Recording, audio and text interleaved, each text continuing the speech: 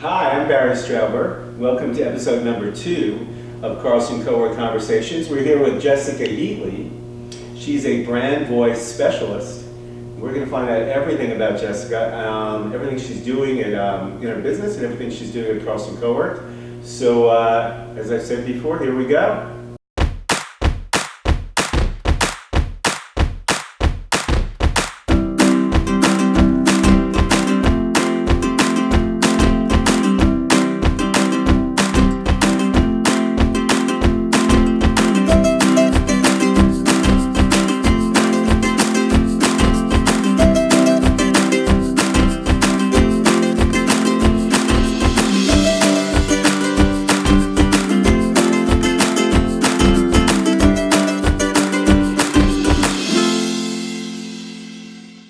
We're here with Jessica, the awesome Jessica Heatley.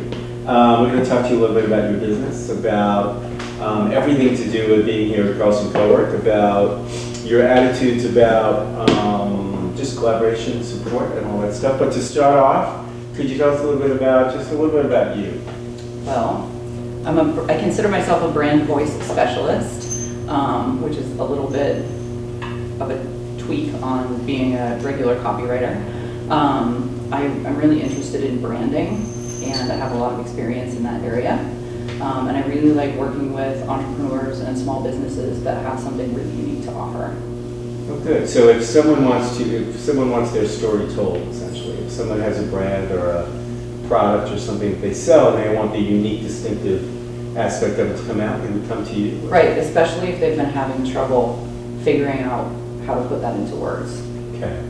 Oh, good. So they're having a problem sort of getting over that point of like not being able to articulate it. Right. And then you're sort of the person that comes in and says, I can do that. Yeah. So essentially, do you feel there's a privilege to that? And when I was doing research for this, I thought, what an interesting thing, because it's something personal.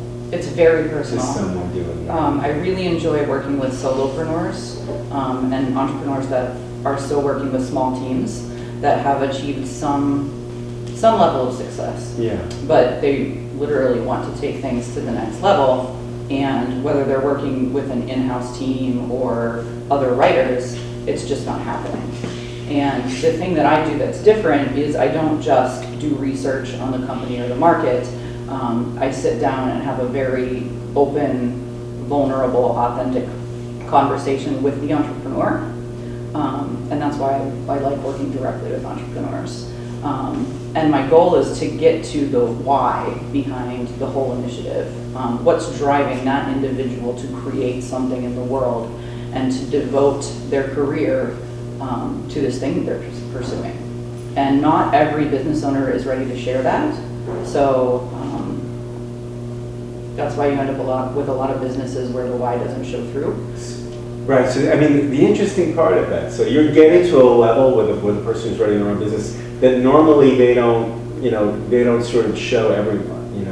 So the relationship that you create with each person that you do this work with has to go a little bit beyond just the transactional sort of customer relationship. Oh, that's absolutely true. Yeah, there's an emotional concept to the way that you deal with people that you do this work for. It's true, and it's high touch at the beginning. Ultimately, I do a lot of ghost blogging. I do a lot of writing on behalf of an entrepreneur or a brand. And it's great because I can automate your blogging, your social media, your website content, whatever you need to put out, even if it's print, even if it's PR.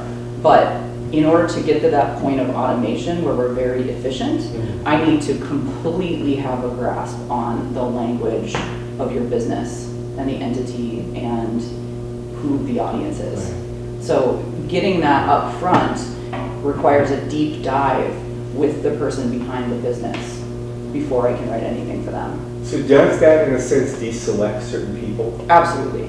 Because you will meet someone and they'll say, I want my brand story told, and they'll not be as forthcoming in their exposing themselves of truly what that brand is. It would be hard to get them to that level of being able to show who they are in a true sense. It's actually been rare that I've actually interfaced with a business owner or an entrepreneur who didn't want to share that.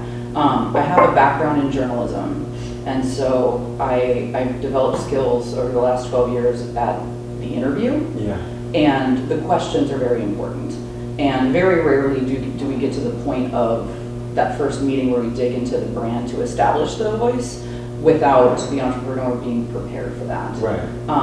For those who want to just automate content, just want to buy content, don't have this big mission or drive or passion behind what they're doing, I call it having multiple bottom lines. If you just have one bottom line and it's profit, then you probably don't need next level content.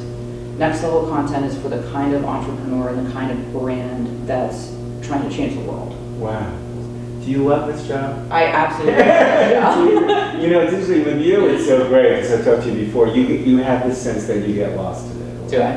Which is great. You love it, you've always loved doing this sort of thing. And you always love writing I knew you love writing as a sort of young child. You came in just the world sort of like being a writer. I wrote my first book, child, which was illustrated probably before kindergarten. I could read So before I went to it. kindergarten. So you just loved it right away. You just saw the gift and the skill right away and said, this is what I should do. The writing followed the reading. I was a voracious reader as a child, and I'm still a pretty voracious reader. But it definitely in grade school, I realized that what I wanted to do was write. Did you just see that you could do it? You just saw that you were naturally talented and gifted to do it? It was exciting.